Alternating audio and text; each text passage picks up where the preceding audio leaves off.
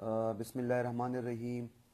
میرا نام ہے سید رحیم افریدی اور جمرود خیبر ایجنسی فٹا سے تعلق ہے میرا اور پاکستان تحریک انصاف کا ایک ادنا ورکر ہوں. یہ ویڈیو میں بنانے جا رہا ہوں پاکستان تحریک انصاف کے بہت سے ورکرز کے مجھے بار بار سوشل میڈیا پہ اور فون پہ میسیجز آ رہے تھے کہ میں ایک شارٹ ویڈیو کلپ بنا کے شیئر کر لوں تاکہ جو ایمبیگوٹی کریٹ کیا ہے عائشہ گلالے نے وہ تھوڑا کلیئر ہو جائے. چونکہ میں وہ خود وہاں پہ موجود تھا, میں انہی شاہد ہوں, میں چشمدید گواہ ہوں. اس طرح ہوا تھا کہ 2 دن پہلے ہم گئے تھے بنگال اسلام آباد میں خان صاحب کے ساتھ ملاقات کے لیے. وہاں پہ ہم چلے گئے, عائشہ گلالے بھی تھی, ان کے ساتھ کچھ اور لوگ بھی تھے. ہم بیٹھے تھے وہاں پہ جو اس کا خان صاحب کا جو آفس ہے وہاں بنگالہ میں. تو خان صاحب میڈیا کے ساتھ ٹاکس کر رہے تھے. اس دوران اون چودھری آ گیا, خان صاحب کا جو سیکرٹری ہے. انہوں نے ایکسکیوز کیا کہ خان صاحب بس تھوڑی دیر میں آ رہا ہے. تو اس دوران جو ہے نا ہماری اچھی خاصی تواضع کی گئی, مطلب ہمیں چائے پلائی گیا, ہماری بہت رسپیکٹ کی گئی. اور اس دوران ہم بیٹھے تھے تو عائشہ گلالے کی جو فیس امپریشن تھے وہ ٹھیک نہیں تھے اور وہ خفا لگ رہی تھی, اس کی چہرے پہ خاموشی تھی. تو عائشہ گلالے اور اس کے جو والد صاحب ہے اس کے بیچ بھی کچھ کنورسیشن ہو رہی تھی. اور کنورسیشن اس طرح تھی کہ وہ عائشہ کے جو والد صاحب ہے وہ عائشہ کو کہہ رہی تھی کہ اس دفعہ بولڈ باتیں کرو, وہ کرو, یہ کرو, اور آپ نے جو ہے نا کہنا ہے کہ جو کیا نام ہے وہ ایجوکیشن منسٹر عاطف خان, اس بیٹی نے کہا کہ عاطف خان اس کو کہو کہ وہ چیف منسٹر بنائے. تو اسی اسنا میں خان صاحب آ گئے. خان صاحب سے مطلب ہماری ملاقات ہو گئی, مطلب دعا سلام ہو گئی. خان صاحب بیٹھ گئے. تو عائشہ گلالے کے ساتھ کچھ لوگ آئے تھے وفد میں. اس میں ایک سفید داڑھی والا بندہ تھا, وہ رکشہ یونین کا کوئی اہلکار تھا, کوئی سربراہ تھا. تو وہ خان صاحب کے ساتھ بیٹھ گئے اور انہوں نے خان صاحب کے ساتھ بات ڈسکس کی. خان صاحب نے بڑے رسپیکٹ سے اور توجہ کے ساتھ اس کی بات سنی. اور وہ جو اس کا خان صاحب کا جو سیکرٹری تھا ان کو ہدایت دی گئی کہ یہ جو مسئلہ ہے یہ حل کر لو اور اس کو ٹیکل کر لو. پھر عائشہ گلالے کے ساتھ ایک دوسرا بندہ تھا, وہ تھا جو ریڈی ایسوسیشن ہے اس کا کوئی جو یونین ہے اس کا کوئی اہلکار تھا. تو وہ آیا, وہ خان صاحب کے ساتھ بیٹھ گئے. خان صاحب نے بڑے ریلیکس بات سنی اور خان صاحب نے اس کو کہا کہ مجھے آپ کی ایشو کا پتہ بھی ہے, اور بڑے زبردست طریقے سے خان صاحب نے ان کی بات سنی. پھر بات شروع ہو گئی. پھر عائشہ گلالے نے بات شروع کی. عائشہ گلالے نے جب بات شروع کی تو سب سے پہلی جو اس کے فرسٹ ایجنڈا تھی وہ تھا پرویز خٹک کے خلاف. تو وہ خان صاحب کو کہہ رہا تھا کہ پوزیشن بہت خراب ہے اور جو پی ٹی آئی کے ایم این ایز ہے وہ نیکسٹ ٹائم مشکل ہے کہ وہ سیٹ الیکشن جیتے. تو خان صاحب نے کہا کہ کیوں. تو پھر عائشہ گلالے نے کہا کہ یہ ہے اور کرپشن ہے, اور بڑے مطلب پرویز خٹک پہ بڑے ایلیگیشن لگائے. پھر خان صاحب کو کہا کہ آپ پرویز خٹک کو ریموو کر کے کوئی اور چیف منسٹر لاؤ. تو خان صاحب نے اسٹریٹ اوے کہا کہ یہ تو یہ تو بڑا مشکل ہے, امپاسبل ہے, یہ تو ناممکن ہے. پھر دوسری بات یہ ہو گئی کہ خان صاحب کو کہا کہ مطلب NA1 کے ٹکٹ کے بارے میں کہا گیا. تو میم نے کہا کہ یہ جو لوگ ہمارے ساتھ آئے یہ NA1 کے لوگ ہیں اور میں NA1 میں ورک کرتی ہوں. تو اگر مجھے مطلب ان کی یہ تھی, انہوں نے خواہش کی کہ اگر 2018 الیکشن میں مجھے NA1 کا ٹکٹ دیا جائے. تو خان صاحب نے کلیئر کٹ کہا کہ ٹکٹ تو میں نہیں دیتا, ٹکٹ کے لیے تو ایک پارلیمنٹری بورڈ ہوگی, مطلب اسکروٹنی ہوگی جو کینڈیڈیٹ, پھر فائنل اپروول کے میرے پاس آئے گا, فائنل اپروول میں دوں گا. تو یہ میں آپ کے ساتھ کمٹمنٹ نہیں کر سکتا. اس کے بعد ہم نے باتیں شروع کی اور مطلب کے پی کے جو گورنمنٹ ہے اس کی پرفارمنس پہ باتیں کیے. کچھ اور جو کرپٹ لوگ تھے, ٹھیک ہے, اس کے بارے میں خان صاحب کو آگاہ کیا گیا. لیکن خان صاحب نے بڑے توجہ کے ساتھ ہماری بات سنی. اور پھر خان صاحب نے بھی کچھ باتیں کی. خان صاحب نے کہا کہ میں ایک احتساب میں نیب کو بڑا امپاور کر لوں گا اور میں اس طرح نیب بناؤں گا کہ وہ ہر کسی پہ ہاتھ ڈالے گا. اور وہ کچھ فنڈس کی انہوں نے باتیں کیے. پھر ہم نے ان کے ساتھ بات کی لوکل گورنمنٹ کی جو فنڈس ہے اس کے بارے میں. پھر ایک بندے نے کہا خان صاحب کو کہ اس طرح فنڈ نہیں ہے تو یہ بڑا مشکل ہے الیکشن جیتنا. تو خان صاحب نے اس پہ کہا کہ دیکھو الیکشن فنڈس زیادہ فنڈس لگانے پہ نہیں جیتے جا سکتے.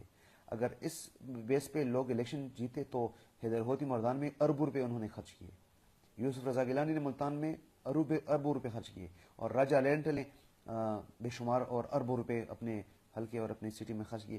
تو یہ ان چیز سے نہیں ہوتا. یہ فنڈز پہ ڈیپینڈ نہیں کرتا کہ ہم اگلی الیکشن جو ہے نا وہ اگر ہم جیتیں گے تو وہ زیادہ فنڈز اس پہ ہم جیتیں گے. تو یہ باتیں شروع ہو گئی. ہم نے مطلب بہت زیادہ ڈیٹیل کنورسیشن ہو گئی. اینی ہاؤ ہم روم سے باہر نکلے تو رستے میں خان صاحب عائشہ گل علی خان صاحب کو کہتی ہے کہ خان صاحب آپ نے جو یوم تشکر جلسہ تھا اس میں آپ نے مراد سعید کو اسپیچ کا اپرچونیٹی دیا اور مجھے موقع نہیں دیا گیا. تو خان صاحب نے ہنس کے اس کو کہا کہ وہ تو یوتھ کا لیڈر ہے اور وہ 50,000 لیڈ کے ساتھ جیت کے آیا ہے. تو پھر بھی ادھر ادھر کی باتیں ہو گئی. پھر خان صاحب نے کہا کہ عائشہ کو کہ عائشہ آپ کے خلاف بڑے کمپلینٹس آ رہے ہیں, آپ اسمبلی کے اجلاسوں میں بالکل نہیں آتی, بالکل پارٹیسپیشن نہیں کرتی. اور یہ پھر خان صاحب نے کہا کہ یہ تو بہت اچھا فورم ہے بات کرنے کے لیے, تو آپ کیوں نہیں آتی. تو عائشہ گل علی نے کہا کہ کچھ پرابلم ہے اور دشمنی اور دہشت گردی اور یہ کچھ ادھر ادھر کی باتیں کیے. تو خان صاحب نے بڑے رسپیکٹ سے بات سنی, ٹھیک ہے, اور بڑی رسپیکٹ سی ہماری وہ ختم ہوا. خان صاحب چلا گیا وہ دوسرے روم میں اور عائشہ گل علی بھی چلی گئی, ہم بھی چلے گئے. تو اس کے بعد کل ہمیں پتہ چلا کہ عائشہ گل علی نے اس طرح پریس کانفرنس کی اور خان صاحب پہ بڑے غلیظ اور من گھڑت الزامات لگائے خان صاحب کی شخصیت پہ. تو یہ الزامات انہوں نے ٹھیک نہیں کیے کیونکہ پی ٹی آئی نے اور خان صاحب نے عائشہ گل علی کو بہت رسپیکٹ دیا ہے. مطلب عائشہ گل علی پیپلز پارٹی سے آئی, نہ عائشہ گل علی کی کوئی کنٹریبیوشن تھی پارٹی کے لیے, نہ کوئی سیکریفائز ایکٹیویٹیز تھی, لیکن وہ کمپٹنٹ تھی. خان صاحب نے کہا کہ فاٹا سے بھی تعلق ہے اور مطلب ان کو اپرچونیٹی دی کیونکہ پارٹی کے ٹی کے میں تو پارٹی میں بہت سے لیڈیز ہے, تکڑا اور قابل کمپٹنٹ لیڈی ہے, لیکن ان کو اپرچونیٹی دیا گیا اور ریزرو سیٹ پہ اس کو ایم این اے بنایا گیا. کسی پولیٹیکل پارٹی میں ایک عورت کے لیے سب سے بڑا پریویلیج یہ ہے کہ اس کو پارلیمنٹیرین بنایا جائے ریزرو سیٹ پہ. تو یہ مطلب اس کو خان صاحب نے بہت وہ کیا ہے, اس کو رسپیکٹ دیا ہے, عزت دیا ہے. اور ابھی جو یہ کر رہی ہے خان صاحب پہ الزامات لگا رہی ہے, یہ ایک پلانٹڈ سٹوری ہے. اور یہ پی ایم ایل این کے جو لوگ ہیں ان کا جو مینٹیلٹی ہے وہ اونچے ہتھ کنڈوں پہ آئی ہے. اور وہ میں اپنے تمام دوستوں اور بھائیوں پارٹی کے لوگوں سے ریکویسٹ کرتا ہوں کہ ابھی جو ہے نا یہ لوگ ہر طرح کے وار کر لیں گے ہمارے لیڈرز کے جو مختلف اس پہ مختلف قسم کے الزامات لگائیں گے, لیکن الحمدللہ ہمارا لیڈر ہانسٹ ہے فائنینشلی اینڈ مورلی الحمدللہ. اور خان صاحب جو ہے نا ایک عزت دار شخصیت ہے اور ایک بے داغ لیڈر ہے, اور اللہ نے اس کو عزت دی ہے. ان لوگوں سے ان کا عزت راس نہیں آتا.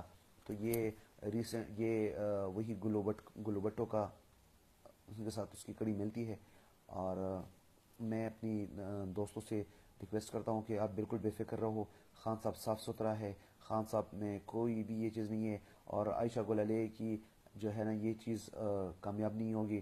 48 گھنٹوں کی شو ہے, یہ ختم ہو جائے گی. اور انشاءاللہ خان صاحب یہ عائشہ گل علی نہ خان صاحب کو عزت دے سکتی ہے اور نہ خان صاحب کو ذلت دے سکتی ہے. عزت اور ذلت صرف اللہ کے ہاتھ میں ہے. وہ تعز من تشاء و تذل من تشاء. اور باقی میں نے جو بھی کہا ہے میں نے سچ کہا ہے. میں کل قیامت کے دن اپنے اللہ کو جواب دوں گا. اور اللہ قرآن میں فرماتا ہے کہ ولا تلبسوا الحق بالباطل وتکتموا الحق وانتم تعلمون. اللہ قرآن میں فرماتا ہے جس کا مفہوم ہے کہ حق بولا کرو اور جھوٹ پہ حق کو خراب نہ کرو. تو لہٰذا میں نے جو کہا وہ میرے سامنے ہو گیا.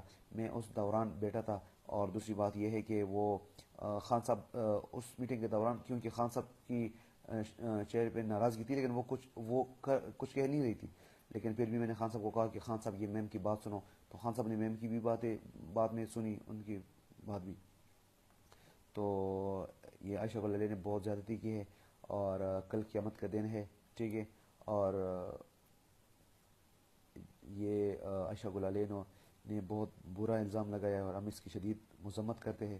اور انشاءاللہ میں پریس کانفرنس بھی کر لوں گا. اور باقی جو باتیں ہیں یہ ویڈیو میں تھوڑا سا ذہنی تیار نہیں تھا لیکن بنا لیا. پھر بھی اگر کوئی غلطی ہوئی ہو تو اس کے لیے میں معافی چاہتا ہوں. اور میں اپنی پارٹی کے ورکروں سے گزارش کرتا ہوں اور اسے یقین دلاتا ہوں کہ آپ بے فکر رہے. انشاءاللہ خان کے ساتھ اللہ ہے اور جس کے ساتھ اللہ ہو کوئی بھی اس کا کچھ نہیں بگاڑ سکتا. یہ ہم مسلمان ہیں اور ہم بیلیور ہے اللہ پہ, ٹھیک ہے. یہ خان صاحب کے